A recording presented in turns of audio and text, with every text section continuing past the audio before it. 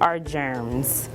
And if you sneeze, this is how they spread. When you sneeze, you just gotta tuck your nose into your arm, into your elbow, and then you just dab it up. Anytime you have to sneeze, just boom, dab it up.